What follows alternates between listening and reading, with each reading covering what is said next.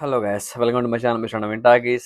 Jana Nayagan Jananayakudu trailer అయితే ఇవాళ వచ్చేసింది.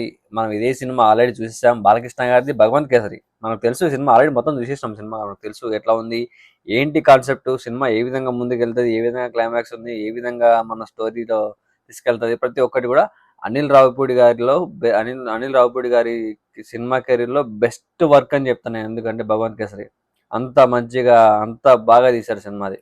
ఆయన కెరీర్లో నిజంగా పటాస్ తర్వాత అంత రేంజ్లో తీసిన సినిమా అంటే మిగతా ఫన్ రోలర్ కోస్ట్ అనమాట మిగతా అంతా. కానీ ఒక బాలకృష్ణ గారితో తీసిన ఈ భగవంత్ కేసరి మాత్రం వేరే లెవెల్. ఈ సినిమాకి మంచి అప్రిషియేషన్స్ వచ్చాయి. బాలకృష్ణ కావచ్చు, బేటీ బచావో అనే ఒక కాన్సెప్ట్ మీద తీశారు.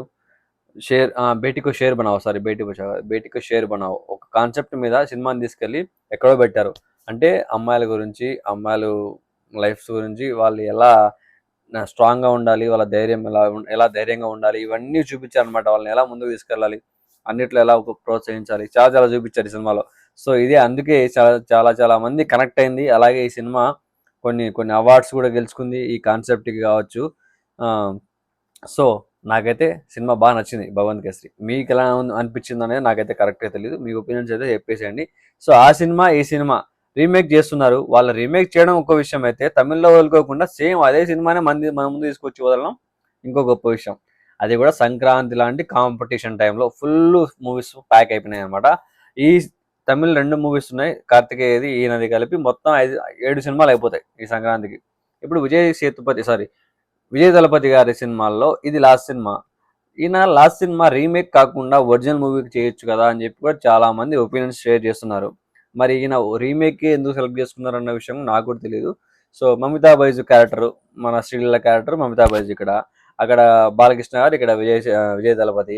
అలాగే అక్కడ సారీ ప్రియమణి గారు ఉన్నారు, ప్రకాష్ రాజ్ గారు ఉన్నారు, Bobby Deol main villain character.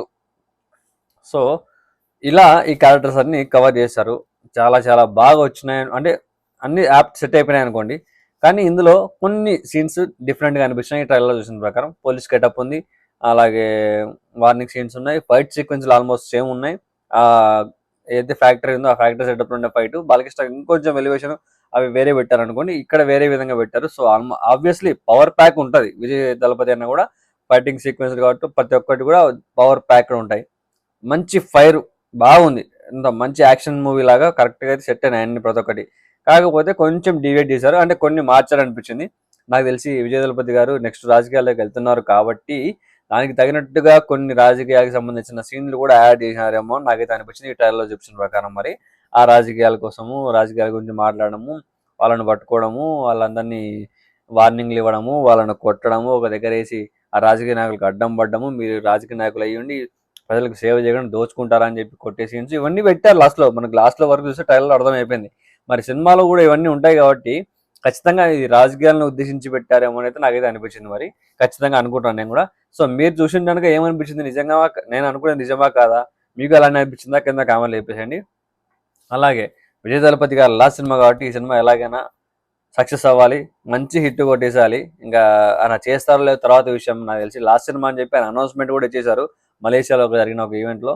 Let's wait and see. Anirudh movie already, Anirudh music మనకు తెలిసిన విషయమే. యాజ్ యూజువల్లీ దబ్బిడి దిబిడి అనమాట, సాగు కొట్టి వదిలేశాడు. ఇంకా ఓవరాల్గా సినిమా అయితే నాకు తెలిసి భగవంత్ కేసరి చూసిన తర్వాత మనం ఈ సినిమా చూస్తే మనకి ఏమన్నా ఈ సినిమాలో కొత్తగా ఎలిమెంట్స్ ఏమన్నా కొత్తగా కనిపించి కొంచెం డిఫరెన్స్ ఏమైనా ఉంటే అప్పుడు కొంచెం ఈ సినిమా చూసినందుకు వర్త్ వాచ్ ఉంటుంది.